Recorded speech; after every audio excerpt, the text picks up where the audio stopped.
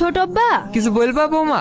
সাথীর জন্য যে শাড়িটা আনেননি ওই শাড়িটা সাথীর পছন্দ না, তাই বলছিল চেঞ্জ করার জন্য। ঠিক আছে, আমি রোহনকে পাঠিয়ে দিছি। সঙ্গে সাথীকেও পাঠিয়ে দিন, একবারে পছন্দ করে নিয়ে আসবে। রোহন, বাজার করে আনার আগে তুমি একবার সাথীকে বাজারে নিয়ে যাও। ঠিক আছে মামা। ভাই, মাংসটা খেয়ে দেখো তো কেমন হয়েছে। আমি নিজের হাতে রান্না করেছি। তুই রান্না করেছি? হ্যাঁ। কই রে তোর হইলো? তাড়াতাড়ি আয়।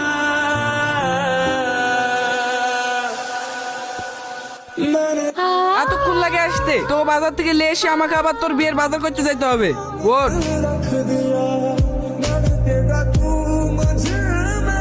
রোহন, বাজারে যখন যাচ্ছ তোমার মামার লেগে একটা পাঞ্জাবি নিয়ে এসো। ঠিক আছে মামি।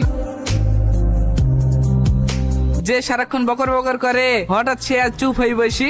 ভালো লাগছে না। কালকে তোর বিয়ে, মন খারাপ করলে হবে? তুই কি কিচ্ছু বুঝতে পারিসনি? কি বুঝবো? কিছু না, সামনে তাকা।